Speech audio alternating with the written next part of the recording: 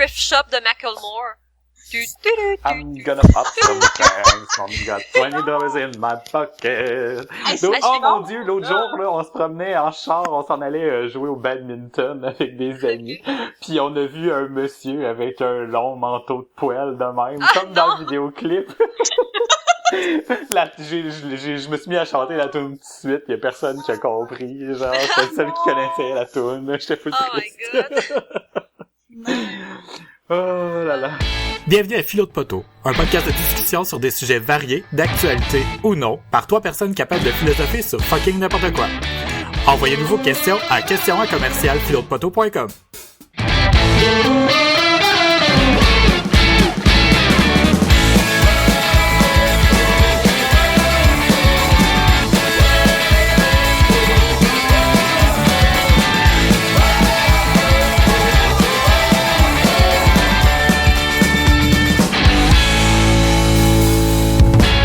Bonjour tout le monde et bienvenue à l'épisode 11 de Philo de Poteau. À ma droite, Vanessa. Allô? On dirait que à chaque fois j'ai de moins en moins d'avertissements. Je lance ça vite de même. Ouais, vraiment, là, j'ai été toute en état de choc. Vite, pogne la patate chaude! Toi, je te l'ai dit, t'as pas le droit de parler encore. Oh. Pas encore. Et à ma gauche, Véro. Allô, mais j'ai pas parlé encore. Ok, ben là tu parles. Et moi c'est David.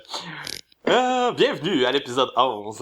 Enfin, l'épisode 11. On a passé On l'attendait une dizaine. tellement. Oui, c'est celui-là qu'on attendait spécialement. Ça, c'est parce que c'est un beau chiffre 11, tu sais, c'est 1-1.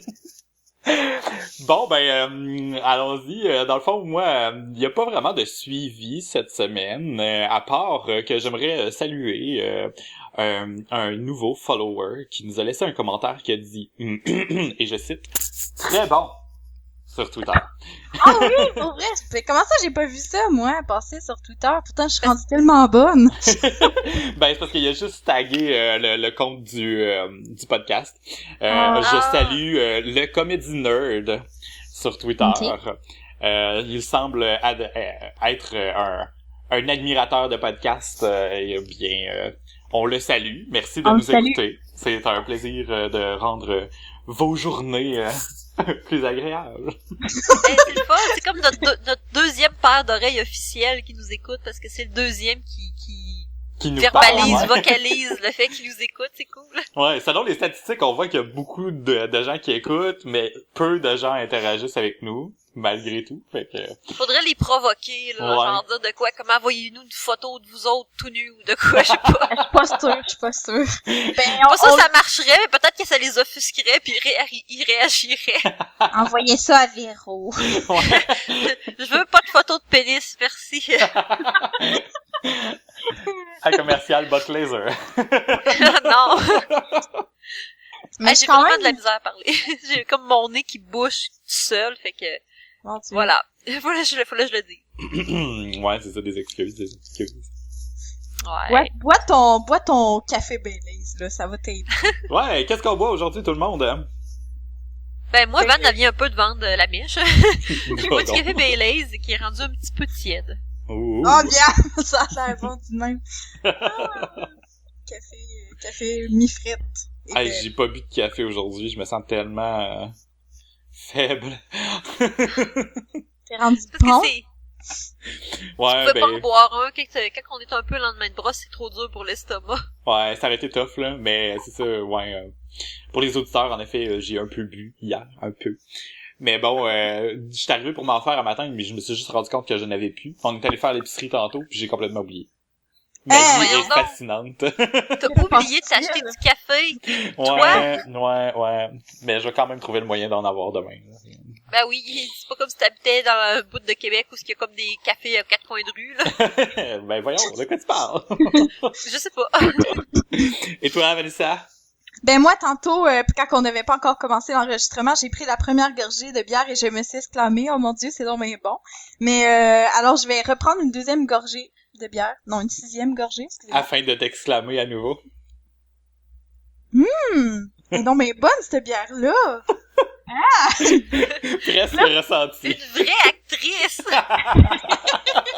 Ben m'aviez demandé, mais qu'est-ce que tu bois, Vanessa? Mais qu'est-ce que tu bois, Vanessa?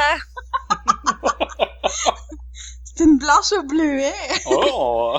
Et on serait super bon pour faire genre les reenactments de meurtre à Canal D, là. Oh, c'est vrai, ça.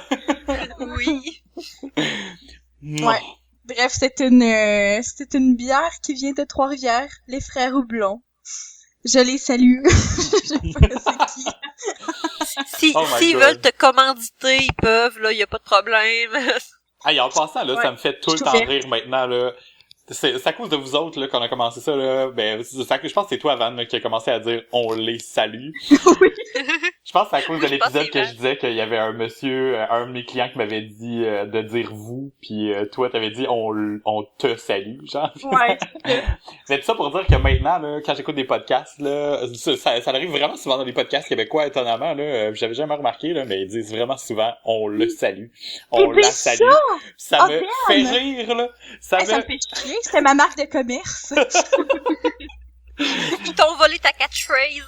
Ouais, parlant de marque de commerce, Vanessa, soit dit en passant, à cause que mon chum écoute le podcast, il a tombé sur l'épisode où tu disais que la toune de Drake, Call Me on My Cell Phone, c'était ta toune. Tu l'aimais pas. À chaque fois qu'on l'entend, on dit c'est la toune à Van. Oh non! Wow! Oh non, ça me fait chier par exemple. Hey, non, je veux pas être associée à ça, ce point-là. Non, là, faut faire attention à ce qu'on dit, coudon. C'est ça l'impact d'être une personnalité publique. Faut mesurer ses mots. Hey, non, dis ça. Mais bonne, c'est une là pareil, là. Je continue, je m'enfonce. C'est ça, qu'est-ce que je te dis? Ouais, ben, tu sais, c'est comme moi pis le dernier album de Justin Bieber, là. Il y a quand même des bonnes tunes, là. Hey, je pense que j'ai jamais écouté une de ses tunes depuis la tune qui passait à Musique Plus, genre Baby, baby, oh mon dieu, baby. mais c'est correct, sauve-toi-en, C'est la seule que je connais. Sauve ton âme, sérieux, là, parce que c'est pas si bon que ça, c'est juste catchy maintenant, c'est correct, c'est écoutable. Avant ça, baby, là, c'était juste trop ridicule, c'était pas écoutable, à mon avis. Non. Mais là, maintenant, c'est correct. Puis là, c'est comme déguisé, genre. Ouais. Mais c'est comme cette semaine, moi, j'ai comme un problème. Dimanche passé, on a eu un souper, puis je sais pas pourquoi, on s'est mis à écouter des vidéos de Ylvis, puis depuis ce temps-là, mon chum, il arrête pas de mettre la toune What Does the Fox Says. C'est comme super un vieux meme, mais il arrête pas de la mettre à tous les matins. Ah, mon Dieu, mais j'ai vu plein de vidéos pour ressortir par rapport à ça dernièrement sur Facebook, je sais pas pourquoi, là, genre un renard qui se promène, qui se met à crier, puis la toune à part. C'est moi qui l'ai mis. C'est toi, c'est vrai? Oui, mais oui, à cause justement de mon chum qui arrête pas d'écouter la toune, j'ai vu le vidéo puis j'ai envoyé, puis là, t'as le renard qui est là, puis là, il regarde la caméra fixement puis il fait c'est genre... Voyons! Ah oui, j'avais vu les vidéos, mais j'avais pas mes écouteurs, fait que je voyais, c'était vraiment plate dans le fond, parce que si le punch était genre le son, j'avais pas le son, fait que c'est juste un renard qui ouvre la l'intérêt, bouche. ouais. Non, c'est ça, c'est le renard qui crie vraiment mal. En fait, il glapit, on devrait le dire pour les auditeurs. Ça glapit un renard. Oh! Comme les lapins. Mot de la semaine. Lapin. Glapir. Glapi. Puis ça fait... Glapis. Un lapin, ça glapit. Glapi. Glapissement. Glapissement, renard, lapin, chien. Glapissement, renard, écoutez. Oh! C'est même bizarre qu'un lapin, ça glapisse aussi, tu sais. Je veux dire, les deux autres, c'est des canins, là, des canidés. Le lapin. Moi, j'imagine juste dans ma tête. Je suis vraiment fatigué, là. Je m'imagine un lapin en train de crier comme un chien, genre, rah, rah! Mais ça fait pas vraiment de son, un lapin, sauf quand c'est... Ben, moi, je sais que mon lapin, admettons, là, quand ça tentait vraiment pas que je le prenne, là, pis que, moi, j'étais un petit peu comme une mère poule étouffante, des fois. Moi, j'étais comme, aime-moi! Pis là, je courais après. Pis là, quand il était vraiment tanné, il faisait, genre, de petits sons comme ça, genre. Là, j'étais comme, ok, j'arrête. Ouais, vraiment. Ça, c'était comme... C'est même bizarre. Genre, il était comme tanné, il faisait comme, genre comme ça, là. Fait que là, j'étais comme, la première fois qu'il a fait ça, j'étais comme, mon lapin, il est pas traité, là. il est cassé, il est brisé. Ça fait pas de bruit, un lapin, là. Mais ça en fait des fois, là. Puis je sais que ça peut faire un son, je pense, plus aigu quand que ça l'a mal, mais ça, je l'ai jamais entendu faire ça. C'est une bonne chose. Ouais. Ah, puis soit dit en passant, moi, je bois du vin blanc. Yeah, Vino Blanco. Juste pour faire terminer la boucle. C'est un vin Hog Gewürztraminer qui est impossible à trouver au Québec. Ils en font encore, mais ils l'importent de moins en moins à la SAC. Puis à chaque fois qu'il y en a, ben je fais la razzia puis je vais tous les acheter. Ça fait que si vous en voulez, allez voir David directement. Non, il y en a juste 4 bouteilles au Québec, c'est moi qui les ai là. Fait que, non, 3 maintenant. T'es même pas un pusher de vin blanc, non? J'y revendrai pas. C'est mon vin préféré, fuck. Ok, d'abord. Il est même pas cher, en plus, c'est genre un vin à 15$, là, c'est comme... Mais il n'y a pas besoin d'être cher pour être bon. C'est comme j'écoutais cette semaine au poste de Radio-Canada en travaillant. Le gars, il disait, tu sais, les vins qui sont chers, c'est juste les vins qui ont plus de demandes.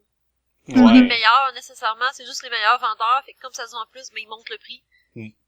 Ah, mais c'est difficile dans ce cas-là de se fier, tu sais, souvent, ben, pas souvent, dans certains trucs, la qualité va avec le prix. Mais admettons, là, t'arrives dans une SAQ, pis tu connais so-so en vin, là. Si tu veux avoir un hostie de bon fucking vin, là, comment tu fais à part demander au gars, pis que le gars, il est pas tout le temps bon, pis un moment donné, on a fait ça, pis le gars, il a juste comme tendu la main vers la bouteille la plus proche. Ah, justement, c'est mon meilleur vendeur. Parce que, hey, ça donne bien, hein? Ça donne donc bien, puis il était dégueulasse, son vin, à part de ça. Ben oui, pis meilleur vendeur, ça veut pas dire que c'est genre le meilleur non vraiment jamais, là. Parce que selon cet exemple-là, genre, je sais pas moi, du McDo, ça serait la meilleure chose au monde, pis ça coûterait genre 150$ se payer du McDo, là, tu sais. La SAQ, c'est spécial parce que c'est eux autres qui régissent les prix de revente, là, un peu. Ouais. Là. Ben comment on fait pour savoir, bon? Ben, le sommelier, lui, ce qu'ils disent, dans le fond, d'autres, c'est de s'informer puis d'écouter des articles puis de lire des articles là-dessus, là, parce que eux, un des super bons vins qu'ils recommandaient, il vaut genre 7$, là, puis c'est ça, quand l'animatrice a dit, ah, mais il est donc ben pas cher pour être bon de même. Puis le gars, il a répondu, ouais, ben, c'est un nouveau cépage, mettons, de tel, vignier, puis c'est pas tant connu, fait qu'il est pas cher. Fait que dans le fond, faut demander des vins hipsters, c'est ça? Faut être hipster quand on parle de vin, je pense. Mais c'est ça, t'as des classiques qui sont tout le temps bons, tu peux te fier, mais c'est pas parce qu'un vin est cher qui est bon, pis c'est pas parce qu'il est pas cher qui est mauvais, c'est plus ça ce que le sommelier essayait de dire. Bon, ben si on veut faire un segue, le sujet de cette semaine qu'on voulait aborder, en fait, c'était un peu la suite de la semaine passée. Ouais. Donc, parlant de prix, dans le fond, on voulait continuer notre chiolage un peu par rapport au service à la clientèle, mais plus du côté prix, plus du côté argent, la relation qu'on a avec l'argent au Québec, le capitalisme, puis faire de l'argent, dans le fond. Etc. Ah, bah, le capitalisme, non, c'est pas vrai. Non, c'est juste parce qu'un moment, je suis déjà allée dans une manifestation qui était absolument pas ça, le but. Puis un moment, il y a du monde qui se sont mis à chanter ça, puis j'étais full mal à l'aise. J'étais comme, non, tu comprends pas. C'est pas ça le message, gang, vous êtes colons. Mais non. Ouais. Quoi dire sur le capitalisme, hein? Ben, Seigneur, par où commencer? À part qu'on est tous esclaves du capitalisme. Mais c'est correct. Ben, esclave, tu sais. C'est ben, relatif. On n'est pas vraiment esclaves, là. C'est une expression un peu drôle à dire, mais non.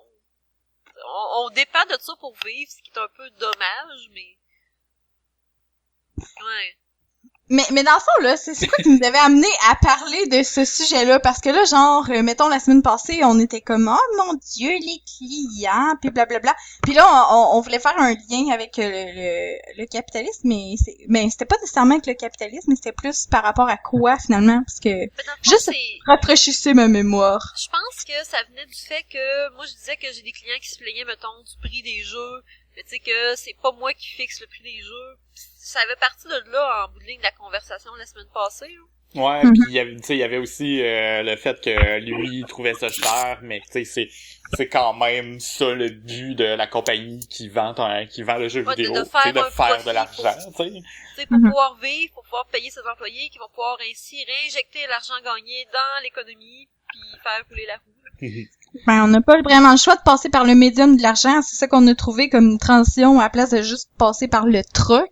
le but c'est de faire de l'argent parce que l'argent permet d'acheter tout par après. C'est comme, tu peux pas vraiment blâmer ça parce que rendu où ce qu'on est dans la société, tu sais, disons que le truc c'est plus simpliste que passer par l'argent. C'est pas que c'est pas correct, c'est juste parce que on a tellement de diversité puis de tu sais, il y a tellement de choses à prendre en ligne de compte que à place de s'échanger un CD contre un pain, je sais pas, whatever là. Tu sais, c'est comme ton pain il est bon, il est frais, ouais mais ton CD c'est un groupe connu. Tu sais, c'est comme non, fuck, tu sais, il y a juste l'argent qui va donner un CD ça vaut 15 piastres puis un pain ça vaut 3 piastres mettons, tu sais, tu peux t'acheter 5 pains avec un CD, mettons, là. Tu sais, c'est juste ça. Imagine-toi, c'est t'acheter une maison avec du troc. Ben, c'est ça. Ben oui, il y a quelqu'un avec un trombone qui est arrivé à s'acheter, je sais pas trop quoi, là. Tu sais, l'histoire, là, c'est pas cool, c'est vraiment là. genre, ça, c'est vraiment une histoire, parce que il y a des groupes sur Facebook, mettons, de truck, puis le monde sont là, voyons, on essaye de créer quelque chose, qui m'échange mon surligneur contre d'autres choses, mais ça arrivera jamais, l'histoire du gars qui sa trombone, là. C'est arrivé une fois, là, parce que ça a créé un précédent, mais c'est... Non, c'est clair. Ouais. Mais ouais, je pense qu'on a un problème aussi au Québec avec l'argent. Je sais pas d'où ça vient, là. J'ai l'impression que on a comme une mauvaise perception des gens qui en gagnent aussi, là. Mm-hmm. Puis ça, c'est que, tu sais, moi, j'ai toujours un peu des valeurs de gauche, un peu socialistes, puis tu sais, de me dire, l'argent, ça mène notre vie, mais faut toujours comme faire attention à ça, etc. Puis quand j'ai fait mon bac en design graphique, j'ai fait le profil entrepreneurial, puis la première fois que j'ai entendu, je sais pas si c'était mon prof ou un entrepreneur, conférencier, invité ou whatever, il y a quelqu'un qui a dit que notre relation avec l'argent au Québec, c'était vraiment de la merde, puis qu'il fallait vouloir en faire pour vrai si jamais on voulait réussir dans notre compagnie. Puis tu sais, c'est pas juste c'est pas juste une question de volonté dans le fond. On peut pas juste faire le projet aussi pour le faire parce que sinon on le vendrait pas là. Tu sais, mettons moi je voudrais pas créer une compagnie pour faire des sites web puis juste pour faire des sites web, c'est pas vrai. Le but aussi à quelque part c'est de faire de l'argent avec pour que je puisse en vivre. Puis ça, on dirait que on se met des œillères au Québec, on dirait que l'argent, on essaie de la camoufler dans tout ce qu'on fait, tandis qu'en réalité, c'est toujours omniprésent, puis qu'on ferait peut-être mieux, en réalité, de l'accepter pour inclure ça dans nos réflexions ou dans notre façon de voir les choses. Ouais, mais dans le fond, moi je trouve que dans ce que tu dis, il y a plusieurs volets. Il y a premièrement le volet comme on fait tout. On a toute une occupation puis notre but c'est de faire de l'argent, mais premièrement à ça je répondrais oui, mais à quel point qu'on a besoin de faire de l'argent? C'est de faire de l'argent pour faire de l'argent ou c'est faire de l'argent pour vivre, tu sais, parce qu'il y en a qui gagnent mettons un certain salaire puis ils vivent bien toute leur vie, puis il y en a qui font des sommes complètement astronomiques qui pourraient s'acheter une fucking île, tu sais. Puis le deuxième partie c'est par rapport à notre vision de l'argent, mais ça mettons si on parle on pourrait en parler après parce que moi aussi j'avais beaucoup rencontré ça dans mes cours qui parlaient de ça, puis je trouvais que ça faisait vraiment écho que c'est vraiment le Québécois, c'est même pas le reste du Canada, c'est pas les Américains, c'est vraiment nous avec notre culture, ça vient de la culture catholique, c'est pas protestant, c'est vraiment les catholiques, puis même si on a on a éliminé la religion, ça reste que dans nos valeurs ça reste de même. Ça continue à se véhiculer. Puis tu sais, dans mon premier cours aussi d'entrepreneuriat, il montrait des statistiques par rapport au monde qui veulent partir une entreprise. Puis au Québec, on est parmi les moins entrepreneurs au monde. Là. Ouais, c'est terrible. Là. C'est genre, c'est compliqué, c'est dangereux, c'est grave. Si jamais t'échoues, c'est un échec là. Puis c'est comme. Mais c'est comme. Il y a deux choses que je voulais dire par rapport à ça. Par rapport au fait, première des choses, juste l'observation que vous avez sûrement déjà remarqué que l'espèce de tabou que le monde ne veut pas dire comment il gagne. Ouais, ça c'est clair. Tu sais, moi je suis là, puis j'arrête pas de dire au monde, moi je fais 14 piastres de l'heure, puis je le dis, puis je suis full à l'aise avec ça, puis je fais comme, Chris, pourquoi je serais gênée de dire que je gagne ma vie? Mais bref, ça, c'est juste une parenthèse, mais tu sais ce qu'on disait... Laisse-moi t'interrompre puis parler un petit peu de ta parenthèse, je m'excuse. Dans les débuts du podcast, moi puis Van, on avait sorti des listes de sujets, puis moi j'en avais sorti un que c'était les salaires. Puis il y a quelqu'un qui essaye de mousser le fait que tous les employés d'une même entreprise devraient savoir les salaires de tous les autres au sein de l'entreprise elle-même pour que tout le monde puisse savoir un peu la valeur ou c'est pour les motiver à augmenter leurs objectifs ou à être plus productifs. Puis en même temps, tu sais, aussi à être au courant de ce que les boss gagnent, parce que les boss, des fois, tu sais, ils ont comme, tu sais, oui, c'est normal que les boss aient une marge plus élevée, là, on s'entend, là, mais... Mais pas 33 fois plus élevé. C'est ça. Puis dépendant à quel point aussi le boss s'implique dans la compagnie, parce que quand t'es actionnaire dans une compagnie, t'es pas nécessairement là activement dans la production de la chose, tu sais. Fait qu'il y a, en tout cas, tout ça pour dire que j'avais déjà plein de liens par rapport à ça. Parce que ce que tu dis là, ça rejoint ce que j'ai vu dans une de mes cours cette semaine par rapport à la motivation au travail. Puis au Québec, dans le fond, t'as plusieurs choses qui peuvent affecter ta motivation au travail. Puis le salaire que tu gagnes, c'est pas quelque chose qui est si important que ça. Les études ont montré que généralement parlant, les gens ce qu'ils vont vouloir, pas tout le monde, c'est sûr, mais ils cherchent c'est plus une motivation intrinsèque, là. C'est genre de se sentir accompli dans ce que tu fais, tu sais, la base de la pyramide de Maslow, dans le fond. Mais, écoute l'épisode 3. Oui. Mais fais tes devoirs. Mais où ce que je m'en vais avec ça, c'est quand on parle de salaire, c'est que il y a du monde, mettons que si un employeur récompense son employé par une question de perception, dans le sens que si tu as une récompense, mettons, monétaire pour un travail, tu as la perception de comment que tu vas percevoir. Si tu as l'impression que tu dis que la récompense est trop grande pour toi, ou que tu as peur d'être jugé par les autres membres de ton équipe de travail, tu sais, tu as peur d'être exclu du groupe, une récompense, mettons, monétaire, des fois, ça peut avoir l'effet inverse. Au lieu de te motiver, tu vas en faire moins pour essayer d'aller te normaliser. Ouais. Il y a pas juste ça. Il y a pas juste ça parce que justement ça va avec la motivation intrinsèque versus extrinsèque. Puis juste dans des affaires super simples, des petits travaux, n'importe quoi, dans les études ce qui remarquait, c'est que mettons une personne qui va avoir qui va être valorisée mettons avec des encouragements ou whatever versus une personne qui va être valorisée par de l'argent quand elle réussit, ben si dès qu'il va avoir un retrait de l'argent, ben la personne elle va arrêter de performer alors que ceux qui vont avoir été valorisés par juste des encouragements vont continuer à performer même s'ils ont plus les encouragements. Parce que c'est la différence entre attendre la récompense ou avoir quelque chose qui est vraiment plus qui vient de soi. Tu sais, c'est comme j'accomplis parce que je me sens fière de moi versus j'accomplis parce que je vais recevoir de quoi. La minute que tu reçois plus de quoi, t'as plus le goût d'accomplir, même si à la base, si t'avais pas eu d'argent, jamais, t'aurais juste continué à accomplir puis à vouloir t'accomplir juste pour toi, tu sais. Ça, mais c'est les bases des théories behavioristes, là, dans le fond, parce que tu dis, ben, le stimuli, dans le fond, s'il est tout le temps là, ben, à m'emmener, t'auras pas le comportement attendu si tu le retires, tu sais, c'est pas une bonne façon, surtout pas dans un milieu de travail, parce qu'en quelque part, tu peux pas tout le temps donner son biscuit à ton employé, là. Faut que tu le motives autrement, dans le fond, là. Tant qu'il y a ça des encouragements, c'est gratuit, là, tu sais, puis ça prend tellement pas d'efforts, puis les employés le remarquent beaucoup, tu sais. On se fait beaucoup dire dans nos milieux de travail qu'est-ce qu'on devrait améliorer, mais c'est plus rare qu'on se fait dire qu'est-ce qu'on a bien fait. Parce que souvent, les employeurs, ils penseront pas nécessairement à ce côté-là, mais moi, tous les emplois où est-ce que j'ai occupé, que la personne, elle prenait vraiment le temps, oui, autant de me dire quand j'avais mal fait de quoi, elle me le disait, mais autant quand j'avais fait bien de quoi, elle le soulignait. C'est comme, quand elle me disait une critique, après ça, je la prenais plus en ligne de compte parce que j'étais comme, oui, mais tu sais, elle voit quand que je fais bien, elle voit pas juste quand que je fais mal, elle fait que tout, me semble tout valait plus de quoi. Puis tu sais, techniquement, du coup, c'est sûrement que tu l'as appris toi aussi, tu sais, quand tu essayes de faire une critique constructive à quelqu'un, faut que tout le temps que tu commences, mettons, par la critique, puis après ça, tu termines par un compliment. Tu sais, tu soulignes en terminant le point positif.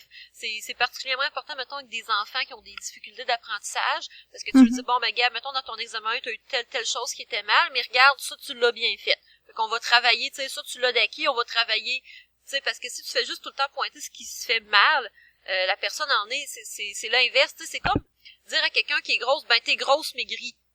La personne a tout le temps se faire dire ça, elle a pas le goût de maigrir, elle va développer comme un sentiment d'infériorité, elle se sent pas bien dans sa peau, fait qu'elle va adopter un mécanisme de défense qui est de faire l'inverse de ce qu'elle devrait faire, tu sais. C'est la même chose dans tellement de choses, en fait, là. Puis justement, une critique, quand on dit qu'elle est constructive, c'est parce que y a pas juste qu'est-ce qui est mal fait, il y a qu'est-ce qui pourrait être aussi, tu sais. C'est ça, c'est de voir pas juste le passé, ça l'a mal été, c'est de voir le futur, mais ça pourrait être mieux de telle façon. C'est ça qui fait qu'une critique est constructive aussi. Oui, c'est ça. Puis aussi, je voulais rejoindre aussi par rapport à ce que j'ai vu dans ce que j'ai vu dans mes cours, puis qui va rejoindre ce que David parlait à propos des entrepreneurs au Québec. Ce qu'ils disent, moi, dans mes cours, c'est que il y a un profil de personne qui va être un bon leader, puis là, je suis pas une bonne élève parce que je me rappelle pas de mes notes de cours au complet, mais il y a une partie là-dedans qui dit que pour être un bon leader, faut pas que t'accordes trop d'importance à ce que, parce que t'as comme le vécu émotif, là, tu sais, dans les besoins de base des humains, t'as plein de théories, tu sais, t'as Maslow, mais t'en as d'autres. Puis il y en a une que t'as comme 3 besoins, t'as les besoins affectifs, puis t'en as 2 autres. Puis là, je me rends compte, faut juste que j'étudie. Mais le besoin affectif, c'est le besoin si tu veux, de contact avec les autres, de relations chaleureuses. Puis, généralement parlant, les bons leaders, ce besoin-là va être comme le moins important dans les 3 pour eux.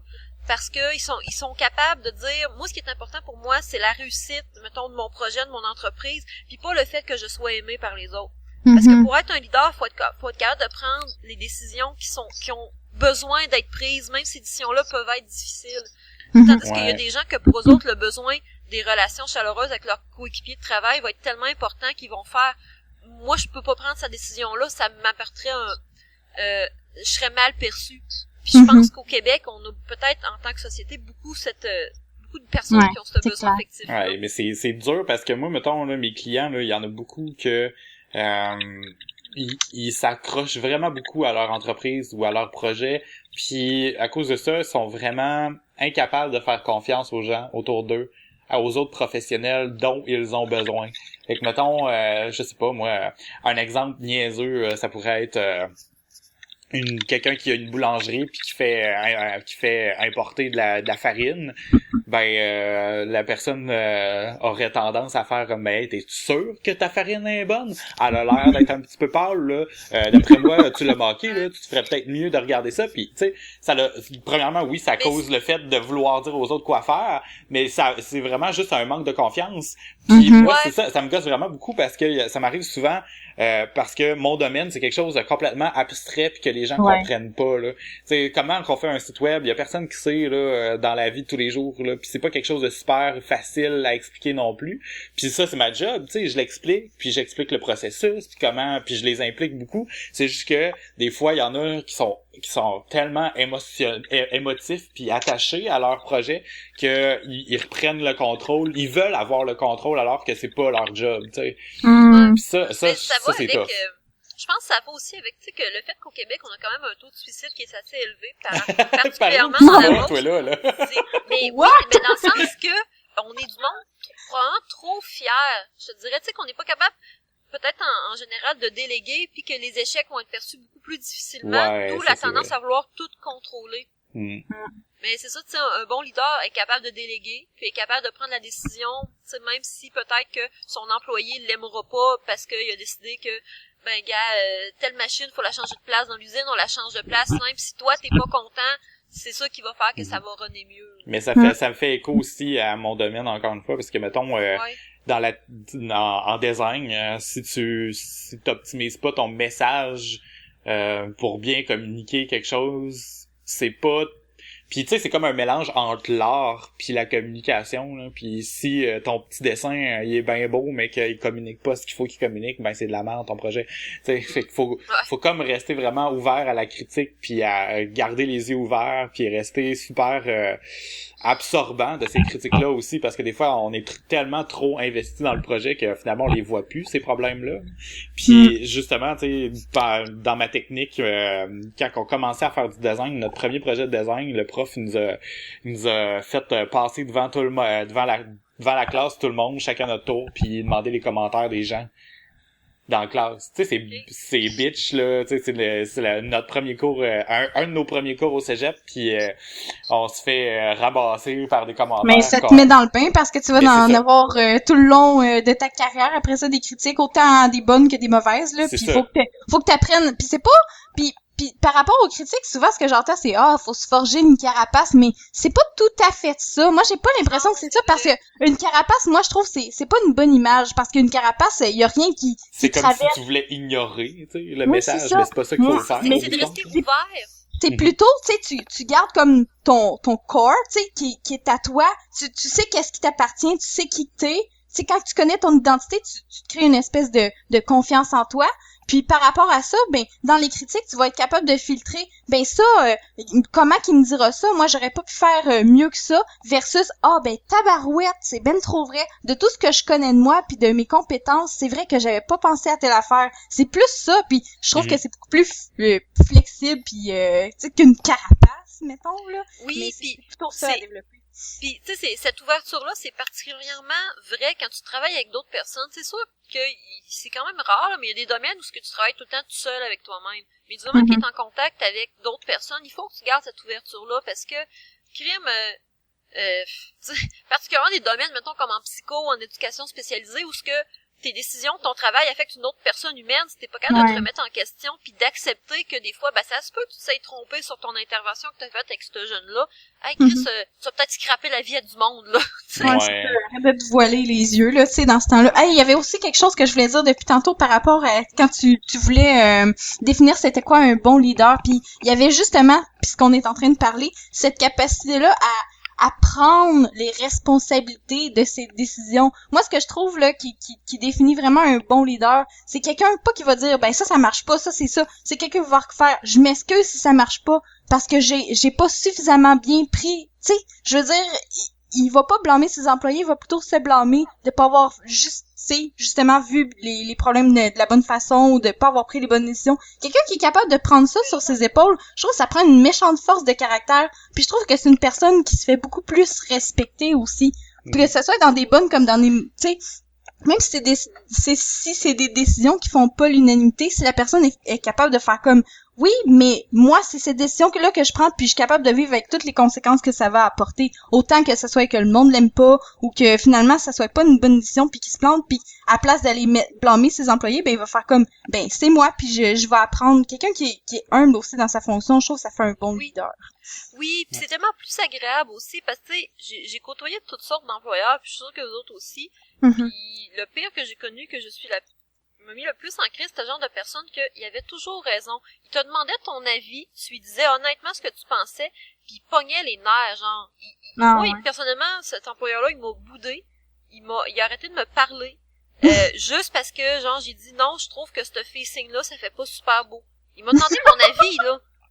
C'était une niaiserie, puis sérieusement, il m'a boudé, puis là, j'ose pas trop parler parce que je voudrais pas, tu sais, mais bref, c'était totalement, tu sais, stupide. Tu me demandes mon avis, pis t'es pas capable de le prendre. Je t'ai pas dit comment gérer ta fucking business puis gérer ton argent. Je t'ai dit que ce facing-là de magasin était pas utile, était pas pratique, tu sais. Puis tu m'as demandé mon avis. C'était horrible à travailler avec. Il a le droit d'être pas d'accord, en fait, puis il a le droit de même pas suivre ton opinion, mais c'est juste la réaction, ça fait bébé, là. Puis après ça, tu te dis, c'est lui qui me gère après ça, tu sais, c'est comme... Mais c'est vrai de ça, ouais, puis tu sais, il demande l'avis en plus, tu sais, considère les points. Demande-le pas, là. C'est ça. C'est exactement ça, c'est vrai. Mais ça me faisait penser à un enfant qui dit hey maman, check mon dessin. Puis parce que c'est ton enfant, tu vas dire oui, c'est beau chérie ton dessin. Tu sais, c'est comme ça qu'il voulait lui là. Mais non, c'est ton enfant, c'est ton boss. Ah my god. Mais ouais, justement, parlant de c'est quoi un bon leader, là, j'avais vu une petite vidéo passer sur Facebook, là, je vais la mettre dans les notes de l'épisode. Je trouvais ça quand même intéressant, là. C'est pas nécessairement la vérité absolue, là, mais ça faisait la différence entre un boss puis un leader, puis ça dit des affaires, genre un boss se donne lui-même des récompenses, tandis qu'un leader, ça donne des récompenses à ses coéquipiers. Un boss, c'est ton supérieur, un leader, c'est ton collègue. sais, des affaires du genre. Mais tu sais, c'est vraiment juste des petites phrases, là, cucu, là, un peu à la psychopop, là, mais en même temps, le message derrière, je trouvais ça quand même intéressant parce que, justement, il y a comme vraiment une différence entre les deux, là. Un leader, c'est vraiment plus quelqu'un qui s'implique dans le projet puis qui voit le bon du projet, tandis que le boss lui-même, ben, c'est plus quelqu'un qui veut avoir les récompenses qui viennent avec son statut plus que d'autres choses. Mais juste, je te dirais que lié à ça aussi, il y a une façon, dans le fond, t'as des philosophies en gestion. Puis cette philosophie-là date plus comme de l'ère, tu sais, dans mes cours, on dit l'ère du Fordisme puis du Taylorisme, là, dans le fond, au début, là, de l'industrialisation, là, ils sont mis à faire des choses en série, là, tu sais, Fordisme, pour les chaînes de montage. Puis dans ce temps-là, ils pensaient que la gestion du personnel, tu sais, que c'était très très plus froid, je te dirais, tu sais. Moi, je suis ton boss, j'ai une autorité, tu fais ce que tu dis. Tandis que si tu transfères de nos jours, ultimement, mais c'est pas ça qui se passe présentement. La théorie voudrait que tu impliques tes employés, justement. Tu sois pas autoritaire parce que c'est des personnes. Puis même encore mieux que ça, parce que tantôt j'ai lu un article super intéressant sur lesaffaires.com qui parlait parce que moi dans ce que j'étudie, on parle beaucoup de ressources humaines. Comme le personnel de ton entreprise, c'est des ressources humaines. Puis l'article, lui, c'est un professeur, je donnerai le lien, je l'ai CV. Puis lui disait, c'est que faudrait qu'on arrête de penser en termes de ressources humaines. C'est des gens, c'est pas genre des morceaux de bois ou des vis. Ouais, moi j'ai toujours trouvé ça bizarre, le terme ressources humaines, là, d'abord, là, tu sais, c'est comme ressources matérielles, ressources informatiques, ressources humaines. C'est ça, puis lui disait, c'est que c'est pas des ressources humaines, c'est des humains avec des ressources. Il faudrait qu'on voie ça, puis c'est quelqu'un qui est en train présentement d'essayer de changer le mode de fonctionnement de pensée de ça, la gestion des ressources humaines. C'est juste pour dire à quel point qu'un boss, ça va vraiment quelqu'un qui une manière de penser qui est outdated dans le fond. Là. C'est bon là, tu sais, je veux dire, puis souvent ça va être des personnes plus âgées qui vont avoir tendance à gérer comme ça parce que tu prends nos parents dans le shop, c'était géré comme ça. Mais de nos jours, ça devrait être autre chose parce qu'il y a des théories qui prouvent que tu peux faire mieux, tu sais.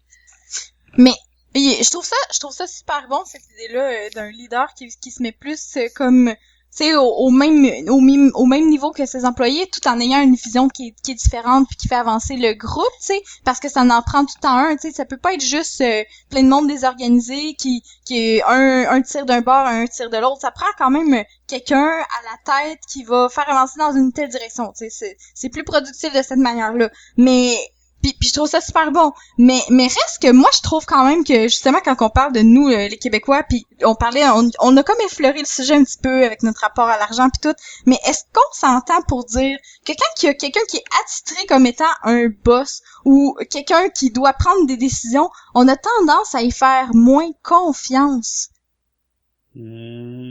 Ça se peut-tu? Ben, ça dépend comment que lui-même se positionne, tu sais. Parce que ce qui est important, la base de quand tu veux gérer des gens, c'est de t'assurer de ta crédibilité.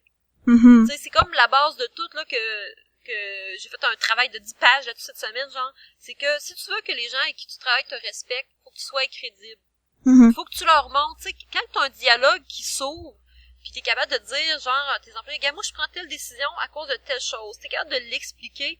Ça amène plus à faire confiance. C'est sûr que quand que ton boss prend une décision pis te laisse dans le noir, que tu comprends pas pourquoi il a pris cette décision-là, oui, c'est vrai qu'on a tendance à pas faire confiance. Pis on a tout, tu sais, notre propre mode de pensée qu'on dit, ben, moi, l'entreprise, je ferais ci, ça.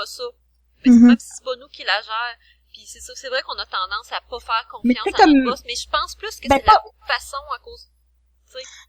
Ben, pas, mettons, nécessairement boss tout en général, mais tu sais, je parle, mettons, tous nos policiers, mais c'est peut-être à cause d'une affaire différente, mais puis tout le monde qui gagne vraiment beaucoup d'argent, c'est nécessairement des boss, là, c'est souvent des dirigeants d'entreprise, mais je trouve que tous les grands dirigeants, en général, on va avoir tendance à pas leur faire confiance. Est-ce que c'est par rapport au fait qu'ils gagnent beaucoup d'argent, puis que nécessairement, s'ils gagnent beaucoup d'argent, c'est des crosseurs, ou si c'est par rapport au fait que, justement, nous, on préfère, en tant que société, une forme d'autorité qui est moins dirigée, qui est moins affirmée, qui est plus organique, dans le fond, tu sais, qu'elle se crée par elle-même au lieu d'être créée artificiellement par la possession d'un bien en plus grande quantité que Mettons le Genre- reste de la masse, là. Ouais, genre style comme le pire exemple, ce serait la monarchie, mettons, là. Mettons. Fait que nous, on voudrait genre l'extrême opposé de la monarchie, genre. C'est pas parce que t'es le fils de que tu vas avoir le pouvoir, le fuck off, là. Puis en même temps, moi, ce qui m'arrive pas le souvent mérite, par rapport à genre. ça, c'est le mérite aussi. C'est ça qui me gosse. C'est que, mettons, tu sais, il y en a eu des scandales là, par rapport au salaire des les ministres. non, oui, mais les doyens des universités. Tu les doyens? Oui, Ouais. Oui, Ouais. c'est vrai, tellement. Ça, tu sais, puis c'était ça dans ce temps-là quand j'avais le débat avec mes amis, je me disais, ben dans le fond, peut-être qu'il mérite cet argent-là, mais qu'on sait juste pas c'est quoi qu'il accomplit dans sa journée. Mais en réalité, ça a l'air d'être tellement juste une job administrative comme n'importe quel autre, là. Tu sais, Ouais. de prendre des décisions, puis tout ça, puis de remplir des papiers, de signer des affaires, puis de regarder les comptes de dépenses, puis d'essayer d'équilibrer un budget. Fait que, tu sais, des fois, je me dis, ah, c'est tellement con qu'il y ait ce salaire-là, mais des fois, je me dis, y a-t-il quelqu'un qui leur a demandé, qui a pris le temps de s'asseoir avec un doyen pour demander c'est quoi qu'il fait dans sa journée, est-ce qu'il le mérite? Tu sais, puis c'est quoi le mérite par rapport à ça aussi, par rapport à ce salaire-là, là? Puis c'est Ben, ça, des fois, on dirait que c'est comme...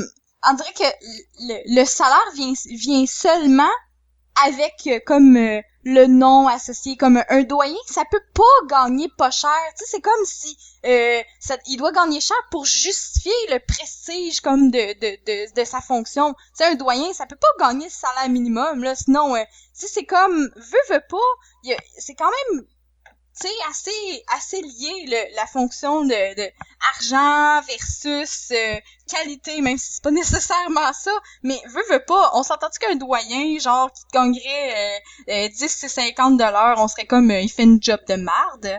On non, s'entend mais en même temps, la c'est question- justement, la c'est comme de rendre plus horizontale la hiérarchie, parce que dans une université, mettons, là, si on prend cet exemple-là, t'as des profs, t'as des chargés d'enseignement, t'as, mettons, les gens à l'administration, puis les directeurs de programme, etc. Puis t'as aussi le monde qui gère l'université elle-même au-dessus de tout ça, plus le doyen, mettons, qui est genre au top de la hiérarchie. Mais si on met tout ça de façon horizontale, là, ils ont toute une job à faire qui est ni il y en a pas une qui est plus importante que l'autre si on regarde ça de façon vraiment terre à terre, parce que s'il y en a un qui disparaît, il y a quelque chose de vital à tout l'organisme qu'est l'université qui disparaît. Mais ça se peut-tu vu que c'est comme ça à cause de, tu sais, mettons. Moi, je suis en train de j'étais en train de me dire que si on regarde ça comme ça, dans le fond, là, c'est correct d'avoir des salaires qui augmentent, mettons, avec l'expérience, avec les années, puis tout ça, puis c'est plus ça, moi, que je verrais comme justification du salaire de la personne. Sauf que, tu sais, là, un doyen ne peut pas être juste un doyen, ça veut dire qu'il a été prof avant ou whatever. Fait que, tu sais, il a comme acquis un peu son statut, mais à quel point, par contre, là? C'est comme l'espèce d'échelle complètement démesurée qui est comme à remettre en question, là. Moi, dans tout ça, moi, ce que je retiens, c'est plus, tu sais, le problème, c'est pas la quantité d'argent, c'est parce qu'on dirait que le plafond salarial, c'est comme si ça existait pas. Puis que pour ça, à certains niveaux, il y a du monde qui gagne de l'argent. Puis, dans le fond, tu te dis, est-ce qu'on en a vraiment besoin d'autant? Tu sais, sans tomber dans le communisme où ce que tout le monde gagne pareil, là. Tu sais, c'est que, à un moment donné, c'est quoi la différence entre faire 100 000 puis 200 000? Tu vois pas grave que quand tu gagnes 100 000, tu fais, je serais tombé mieux de gagner 200 000 par année. C'est vrai, c'est full beau parce que tu fais vraiment une super boucle, fait qu'on a touché un petit peu à ce sujet-là juste en commençant l'épisode. Puis j'ai toujours voulu y revenir, puis c'est exactement ça, c'est tellement vrai. Pourquoi? Je cherchais un moyen, moi aussi, d'y revenir depuis tantôt. Moi, j'ai même pas pensé, j'ai fait ça tout seul. Wow! Donc, Wow! Non, mais c'est vrai, là, tu sais. Moi aussi, je me dis ça des fois. Je me dis, j'aimerais tellement ça gagner un peu plus, juste pour être à l'aise. Mais une fois que je suis à l'aise, c'est le reste de l'argent à part l'accumuler, puis... Ben, c'est ça. Parce qu'il y a... Aussi, il y a une notion... Ben, vas-y, Van. Ben, c'était juste pour continuer l'affaire de David, c'est ça. Une fois que tu te nourris, une fois que tu as un toit, une fois que, tu es capable de faire avancer tes rêves, parce qu'on a tous des rêves qui sont super différents en tant que personne, puis on a tous des loisirs, on a tous des trucs qu'on veut accomplir. Une fois qu'on est capable de subvenir à ça, pourquoi en vouloir plus? Puis tu sais, je peux pas croire qu'avec 100 000 un méné, t'es pas capable de bien vivre, là, tu sais. Puis il y en a qui gagnent tellement, mais tellement plus que ça. Ils font quoi de plus? Je vais vous dire ce qu'ils font de plus. Ils en font trop. Ils en font trop, honnêtement, parce que ça donne un pouvoir immense. Genre, hey, si je veux trouver un remède contre le cancer, je peux mettre tout mon argent là-dedans. Chris, il y en a, il y a tellement de monde qui peuvent prendre ces décisions-là. Puis c'est pas nécessairement eux qui devraient. Tu sais, c'est juste qu'ils ont l'argent, puis ils peuvent le faire. Puis ils peuvent acheter des bouteilles de champagne à 500 piastres la bouteille. Ou ils peuvent donner de l'argent aux organismes communautaires qui empêchent les suicides, qui empêchent du monde de se trouver dans la rue, qui empêchent du monde de tuer d'autres mondes pour des trucs de maladies mentales. C'est ça le problème. Le problème, moi, c'est la nature même de la nature humaine. Beau pionnaise. C'est que, tu sais, l'être humain, là, moi, personnellement, je suis assez nihiliste, là, puis je pense que l'être humain est fondamentalement mauvais, parce que, pourquoi est-ce que quelqu'un, genre, tu sais, tu le sais que ça va pas bien dans le monde, puis là, toi, tu fais, moi, je fais 500 000 par année, fais-je m'acheter des bouteilles de champagne à 1000 pièces la bouteille, à place d'aider le monde qui sont en misère. Tu sais, consciemment, cette personne-là, à un moment donné, elle a fait le choix, là, ou, en fait, c'est pas un choix conscient, c'est plus mais des fois c'est aussi apporté. Puis des fois c'est apporté par l'espèce de bulle de sécurité qui est créée par la société et les médias, mettons là. Tu sais, il y a des affaires qui se passent dans le monde qu'on n'entend jamais parler là. Il y a comme une espèce de bulle d'ignorance qui est créée. Ah oui, surtout au Québec. Mais en même temps, tu sais, c'est parce que en ce moment là, tu sais, avec la mondialisation puis l'accès à l'information qu'on a là, il y a personne qui a une excuse de pas se mettre au courant de tout ce qui se passe dans le monde, mais c'est un effort de plus parce que les bulles sont conservées, les médias, les gouvernements, etc. essaient de nous garder dans nos bulles de sécurité puis tout ça, puis là c'est encore moi qui fais le conspirational terrorist là, genre. Non, mais c'est vrai par exemple que les réseaux sociaux ils nous montrent du contenu qu'on aime déjà, fait que ça nous conforte juste dans nos idées. C'est totalement vrai. Puis tu sais, quand tu vas voir des trucs à Radio-Canada qui parlent de personnes qui meurent de faim à cause d'un renversement politique quelconque à l'autre bout de la planète, ben tu m'appelleras puis on va célébrer parce que sérieux là, c'est rare là, tu sais, ils en parlent tellement pas à moins qu'ils sauvent. Ouais, célébrer, en tout cas. Mais non, mais tu sais, quand ils en parlent, c'est parce que ça a un impact sur nous, tu sais, c'est tellement poche, là. Il y a un Québécois parmi les 1000 qui sont morts, genre. C'est ça. Faudrait vérifier, mais il me semble que l'autre jour, je lisais un article, je sais pas si c'était au poste de Radio-Canada. Moi, j'écoute le Radio-Canada à job. Il disait que je pense que c'est 5% des nouvelles mondiales qui nous sont retransmises. Ouais. Oh my god. Sinon, pour ça, on entend de la madame que son hostie de dinde a défait son divan. Non, mais c'est... Oh mon dieu, je ris, mais en même temps, je trouve ça fucking triste pour lui. C'est tellement insipide comme nouvelle, tu sais, il pourrait nous parler qu'il y a eu des attentats, genre, parce que la même semaine qu'il y a eu des attentats à Bruxelles, là, il y a eu des attentats, genre, dans plein d'autres pays. Il y en avait eu dans un autre pays qui était un pays musulman, puis ça personne n'en a entendu parler. Personne n'en parle. Fait que là après ça tout le monde pense que genre c'est tout le temps juste comme la France puis Bruxelles puis etc. qui se fait attaquer. Mais non, calice, en Syrie le monde il meurt puis au Pakistan le monde il meurt puis mais ça c'est pas grave parce que c'est pas du monde qui nous ressemble. Moi je pense que les médias ils se rendent pas compte de leur pouvoir des fois, tu sais. Je sais pas c'est qui là, à quel niveau de hiérarchie de retransmission des nouvelles qui se prend des décisions niaiseuses de même là. Mais mettons genre s'ils regardent les chiffres puis qu'ils regardent les gens ont pas l'air très intéressés aux nouvelles internationales, vont en mettre moins. Ouais. Mais c'est pas ça le problème. Faudrait justement qu'on soit plus au courant. Faudrait les rendre plus intéressantes. C'est comme la solution inverse là. Ouais, c'est un cercle vicieux. Tu sais, c'est pas juste le chef de nouvelles qui va décider du contenu. Le contenu est aussi en partie dicté par l'auditoire. Puis quand ton auditoire est comme à moitié analphabète, puis pas tellement plus intéressé que ça, puis raciste, puis xénophobe, puis sexiste, ben si tu veux avoir des codes d'écoute, capitalisme, ben tu mets les nouvelles que le monde veut entendre. Mais c'est ça, mais tu sais, en même temps, si les gens sont xénophobes, puis racistes pis tout ça, ben c'est aussi à cause des nouvelles, parce qu'ils recommuniquent ce genre de messages-là, puis ou justement qu'ils en montrent pas assez. Tu sais, moi, là, voir du monde qui sont dans la détresse à l'autre bout du monde, là, peu importe la couleur dans leur peau, ça me touche beaucoup, là, mais tu sais, je comprends qu'il y en a pas beaucoup de gens de couleur ou d'autres races au Québec, là. Ça, je suis capable de le comprendre, pis c'est quelque chose qui est un peu aliénant pour les gens, parce qu'on en voit pas beaucoup. Mais pas à petite échelle, on est fait de même à petite échelle même, là, tu sais, dans un petit groupe, on va regarder l'extérieur du groupe comme étant moins intéressant que nous. On aime ce qui nous ressemble, là. Entre deux personnes, là, on aime ça se faire valider en tant qu'humain, là. Fait que veut pas, quand on voit quelqu'un qui a la peau noire puis qu'on n'a pas la peau noire, ben, c'est un petit peu moins intéressant. C'est pas raciste, là. C'est juste dire que, à l'intérieur d'un groupe, ben, on va se valider entre nous puis on fait toujours partie d'un groupe, même si c'est le groupe il est super grand, c'est le Québec, c'est le Canada, c'est l'Amérique du Nord, un moment donné, ça s'éloigne de plus en plus, là, fait qu'un moment donné, quand ça se passe au Moyen-Orient, c'est sûr, là, qu'on a un certain détachement, puis je dis pas que c'est correct, mais c'est quand même, c'est normal pareil. Ouais, non, mais c'est normal, c'est ça qu'il faut faire un effort. Faut faire un effort conscient de dire je vais me conscientiser puis je vais me laisser affecter par ça.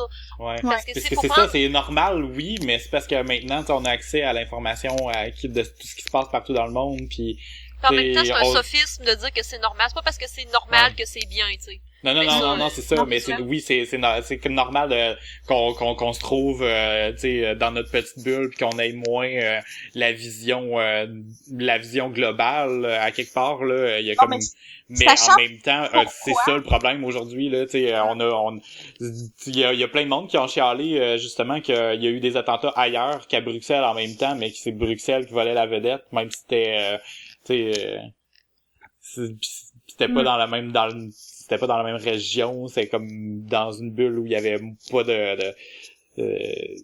c'était dans une bulle complètement accessible pour nous, fait que nous autres on s'est rattachés à ça, mais en même temps mais je me dis, tu sais, sachant pourquoi que c'est comme ça, je me dis peut-être que ça va être plus facile de travailler là-dessus, pas nécessairement, mais je me dis, on le sait que l'humain est fait comme ça. Maintenant, comment qu'on fait pour le faire s'intéresser au reste du monde? Parce que moi, personnellement, je m'en fous, là, je sais, là, qu'on est intéressé par notre nombril, puis c'est pas juste au Québec, là.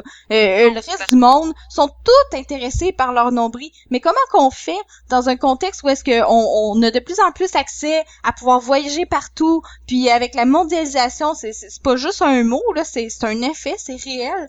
Comment qu'on fait pour se connecter, mais pas à l'échelle de notre petite nationalité, mais à l'échelle de on est tous des humains versus le reste, tu sais. Mais le pire, c'est qu'on en parle, mais c'est déjà en cours, tu sais. Veux pas, si on en parle là, c'est parce que le processus est enclenché. Ouais, tu sais, le processus, puis même tantôt, j'ai un article, je pense que c'est encore sur la page Facebook de Les Affaires. Véro, elle lit plein d'articles. Oui! Je suis tout le temps sur Facebook. Je suis une jeune de ma génération, je coche après mon cellulaire. Mais c'est tellement vrai en plus. Puis ce que je lisais, c'est que on est en train présentement de voir l'apparition d'un phénomène qui est de part avec la mondialisation, c'est que l'apparition de l'opinion mondiale, dans le sens que t'as plus qu'une opinion en tant qu'une société, mettons, en Amérique du Nord, en Europe, en Afrique. On est vraiment rendu avec une opinion mondiale. C'est dans le fond que de plus en plus, on a une opinion sur partout ce que ça se passe, puis que, tu sais, le monde a son mot à dire, tu sais. Ben, tant mieux. Tant mieux. Ça, c'est une lueur d'espoir. Oui. C'est ça. Bon, est-ce qu'on clôt le sujet Ben oui, moi j'étais partie sur la lueur d'espoir. Ouais, commençons avec une lueur d'espoir. C'est vrai, dans le fond, ce que tu dis, Véro, c'est que si on en parle, le processus est enclenché. C'est peut-être pas nous autres qui va profiter du résultat du processus, parce que c'est sûrement quelque chose qui va se passer sur plusieurs générations, mais en même temps, si on le voit de façon positive, c'est en mouvement. Puis c'est dur de le voir. Tu sais, faut vraiment faire un effort particulier de recul pour s'en rendre compte, parce qu'on est dedans en train de le vivre. Ouais. Ils vont en parler d'un livre d'histoire dans 100 ans, genre. Ben c'est ça, genre, on est en train de le vivre. C'est comme genre, toutes les affaires qu'on a vues au secondaire, sauf les nomades puis les sédentaires. Ouais. C'est plus Oh intéressant. my god! Oh my god, ça fait tellement longtemps que j'ai pas pensé à ça! Les sédentaires cultivaient le maïs. Oh my god. J'en parle mon micro. Bon. Ben, sur ce, je suggère qu'on passe aux suggestions de la semaine. Ben moi, j'avais des petites jokes à faire. Là. Je voulais juste plugger premièrement que s'acheter du Kitex couleur peau, c'est pas yob. Je me suis acheté un Kitex, puis je disais, hey, c'est donc bien beau cette couleur-là. Là, je le mets sur mes ongles, je fais comme, Chris, c'est la même couleur que mes ongles. Quel achat inutile. Mais c'est pas une suggestion, justement, c'est une suggestion parce que moi j'aime ça faire ça. Là. Mais je pourrais parler de suggestions. J'avais le goût de parler de Kickstart, mais j'en ai déjà parlé dans d'autres épisodes. C'est juste parce que là, faut que je me freine. Je me suis mis un objectif de financer un projet de Kickstarter à tous les mois.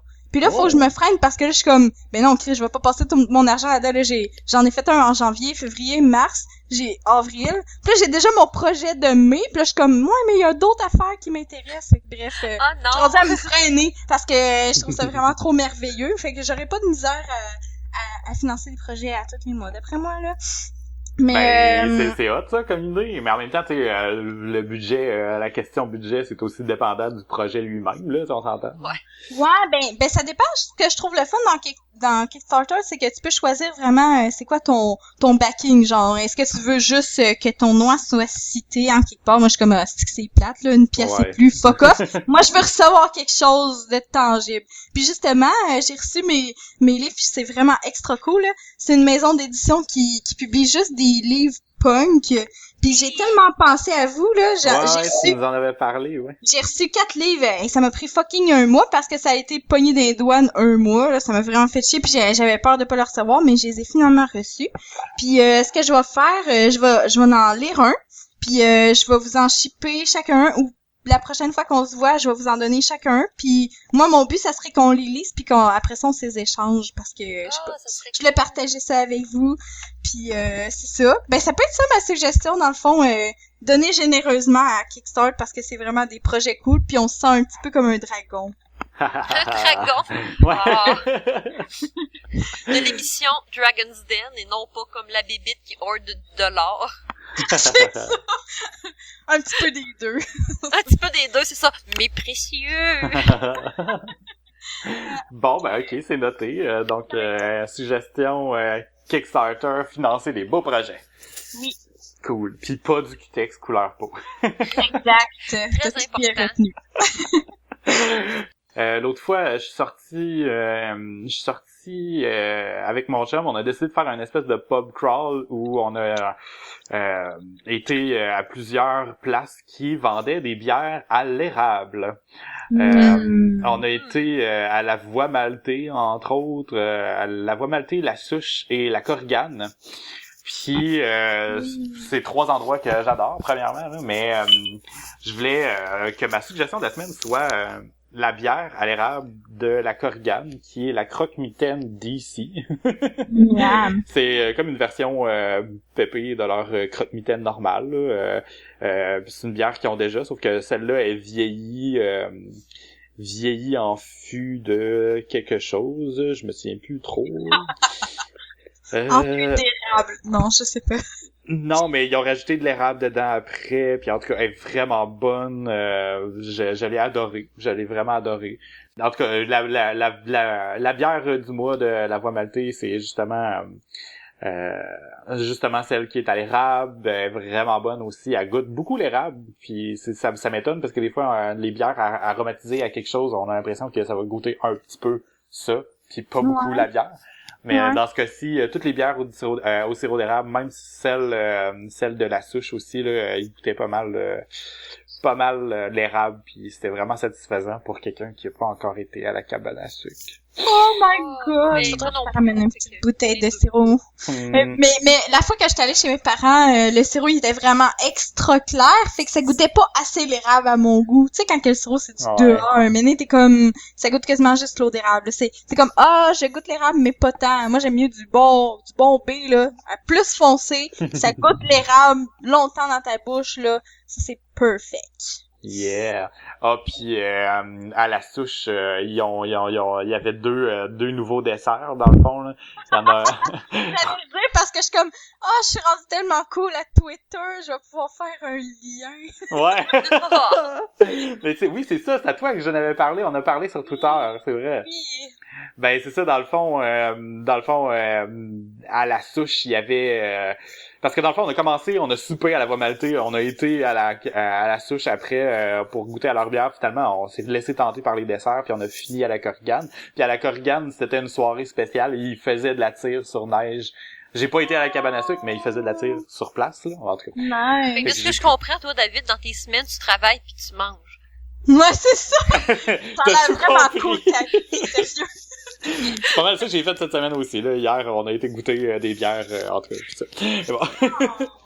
Mais oui, ça pour dire que la mention spéciale au dessert de la souche qui était la crème brûlée au... c'est quoi les alcools? Au coureur des bois. C'est ça, merci. Ah, c'est tellement bon du coureur des bois. Mais c'était une crème brûlée au coureur des bois, là. Ah, ça doit être écœurant. Hey, Bonne. à Pâques, j'ai fait des toasts dorés au Baileys, mais ça aurait pu être au coureur des bois, mais mon chum voulait pas que je prenne son oui. coureur des bois parce que ça coûte cher, là. Mais des toasts dorés au Baileys, c'était écœurant. What the fuck? Voyons J'ai donc. jamais pensé à faire ça, c'est tellement la meilleure idée du siècle. Comment tu fais ça? Des toasts dorés, c'est pas juste du pain mélangé dans des œufs pis du lait? Ben, Ben tu oui, mais remplaces tu ton, remplaces tu le remplaces lait ton par- lait par le Baileys. Ah. Ou en tout cas, tu mets, mettons, 2 onces de Baileys dans ta quantité de lait. Oh. C'est pas tellement ça que je vais faire demain. Moi, de la façon que je l'ai fait, les toasts dorés pour Pâques, c'est que tu mets ton mélange, tu brasses ton mélange, tu sais, j'avais mis mon Baileys avec ma crème, je l'ai fait avec de la crème en plus, Oh. c'est cochon.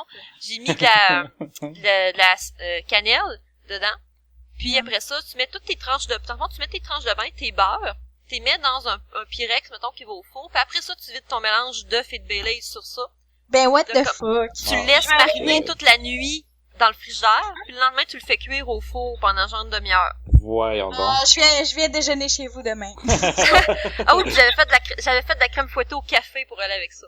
C'est Non, bon. Le café Baileys, voyons tu sais. donc. Ça a l'air fucking bon! Oh my god.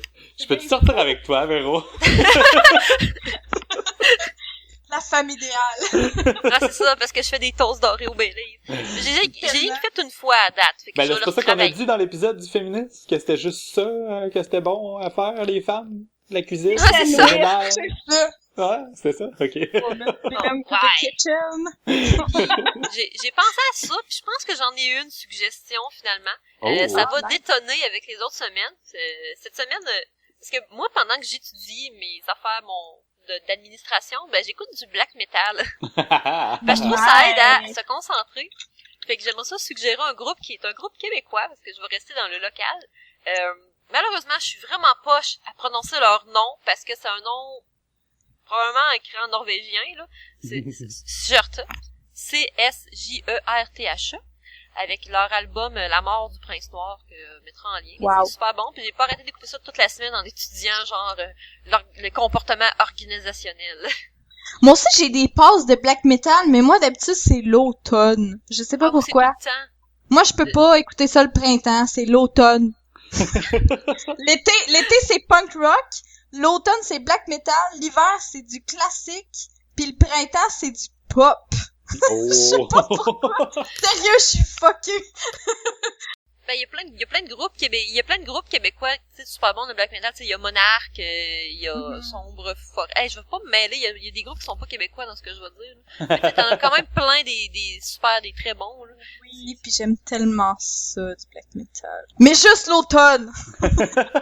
Juste, moi, tout le temps, en étudiant, Puis si jamais vous avez besoin de voyager en avion ou en autobus, en tout cas de très longs voyages, je vous conseille fortement d'écouter genre du Agrippini parce que c'est tellement la meilleure musique au monde pour relaxer puis s'endormir. Puis là, il va y avoir 8 heures de voyage qui est passé, puis tu fais « Ah, mais mon Dieu, il est où? » Ben, moi, je trouve vraiment que la musique de black metal, ça a un... Tu sais, ça a un petit côté un peu mélancolique, mais ça a un côté ben gros... genre épopée aussi en quelque part, genre je m'en vais découvrir des choses, puis tu sais je sais pas, fait que moi là mettons là que je m'en vais en char là puis que je mets du black metal là, j'ai l'impression d'être dans un film. Je suis d'accord, tu sais quand que je suis descendue au New Jersey l'année passée dans le fond, pendant tout le voyage j'écoutais genre du Shining puis du Agrippini et compagnie, puis je vais t'envoyer le lien, Ivan, ou en tout cas tu pourras le mettre dans le podcast aussi, David, dépendamment où tu vas faire ton montage, mais ça vaut la peine en crime d'écouter. Si vous connaissez pas ça, écoutez ça, c'est quasiment bon. Cool. C'est comme mon groupe préféré, je pense, là, dans le black metal. Moi c'est beaucoup, j'écoute pas mal de black metal, ambiant, je te dirais là. Ah, excusez, je viens juste de taper parce que on est rendu à Lady Gaga black metal. Oui. J'ai tapé Lady Gaga black metal, c'est trop beau là. Bon ben merci à tous de nous avoir écoutés. C'était l'épisode 11 de Philo de Poteau. Si vous voulez voir les notes de l'épisode, vous pouvez aller à philodepoteau/podcast philodepoteau.com. Oui, on n'oublie pas le .com. /podcast/11 pour l'épisode 11. Sinon directement dans l'application de podcast de votre choix. Vanessa, on peut te retrouver sur internet sur twitter.com /Vanessa. J'aime tellement ça, Twitter. J'ai même maîtrisé l'art des hashtags. Yes. J'ai fait un hashtag full trending. Yes, je vois ça. And now I have Twitter and now I have a podcast too. Follow me the trends. Je me trouvais vraiment drôle en plus parce qu'il y avait un trend que c'était And now I have a podcast. Puis j'étais comme, moi c'est vraiment drôle parce que je vois juste ce trend-là parce que j'ai un podcast puis ce podcast-là m'a donné un Twitter. Fait que il y a vraiment plein de monde qui t'ont retweeté. Je sais! Je comprends pas! Ben hot. Fait que c'est ça, plus un mastering Twitter. Yes, bon ben c'est Vanessa Arsenault 1, pas de LT dans le fond, là, à Arsenault. Ouais. Sinon, ça va être en lien dans les notes de l'épisode. Et toi, Véronique, par où peut-on te rejoindre? Ben c'est sur Twitter ou à Botlaser. Botlaser, B-U-T-T-L-A-Z-E-R. Et moi, on peut me retrouver à David_Treblig, qui est Gilbert à l'envers. Yeah! Ben oui, on le savait, là. Là, vous le saviez, là. Là, on le savait. Bon, ben, merci à tous et à la semaine prochaine. Bye! Bye bye! Ok, Lady Gaga. Ouais. Désolé, c'est moi qui est large dans le montage, parce que dans le fond, si on fait ça dans le mauvais sens... C'est correct, on peut sauver du temps. Mais là, est-ce qu'il faut que je le redise? Ah, ben non, c'est correct, je la refuse. Je vais laisser ça de même, là. Je vais juste couper exactement... Pas grave, le monde va trouver ça drôle, là, pis ça va briser le quatrième mur, là. Check bien, là. Ok, c'est bon. Puis oui, en effet, je confirme après avoir tapé, il y a ben du matériel Lady Gaga Black Metal. Oui, c'est très spécial, hein. Mais parce que elle a eu des influences un peu métal dans son dernier album qu'elle avait sorti. Elle avait comme fait des tunes un peu plus avec des guitares, mais tu sais, puis elle disait ouvertement qu'elle était influencée par des groupes de même des fois, là, mais ouais. Tu sais. Ben Lady Gaga elle a l'air d'aimer la musique en général, tu sais. Ouais. Parce que veux pas, oui, c'est vraiment très pop qu'est-ce qu'elle fait, mais c'est quand même songé, pas la mélodie c'est songé. C'est ça que j'aime parce que moi je l'aime vraiment beaucoup Lady Gaga. Et quand j'ai fait mon trip dans l'Ouest là, je l'écoutais à côté là dans mon iPod là, j'avais tout un de ses albums là, puis c'est quand même songé là, puis ça paraît que c'est une personne qui aime la musique puis qui a vraiment un esprit créatif, c'est pas juste genre fame pour le fame là, c'est elle met vraiment d'elle là-dedans là, puis elle a vraiment un univers, tu sais quand tu regardes ses vidéoclips là, elle a vraiment un univers spécial que par après les autres chanteuses pop vont recréer là. On s'entend-tu? C'est vrai. Oh oui, totalement. Je l'aime. Fait que, quelle image que vous voulez qu'on officialise comme étant Lady Gaga Metal? Ben là, peut-être la première, parce que il y en a une qui a avec ses fesses, mais c'est peut-être pas, c'est peut-être pas pour... Moi, j'ai ça tapé m'arrête Black Metal, pis c'est une fille avec, ben, en tout cas, je pense que c'est Lady Gaga, là, mais peinte en blanc, pis... Oui, ben c'est Ben, la avec le première, corps là. peint, là, le premier, mais on dirait que c'est vraiment un Photoshop, parce que si tu regardes son toupette, là, c'est vraiment... Ouais, non, Vraiment, là... c'est totalement un Photoshop, là, par exemple. C'est vrai. Ok, ça va être elle. C'est pas grave, même si c'est un Photoshop, on a quand même trouvé quelque chose, c'est... Ouais. Ouais.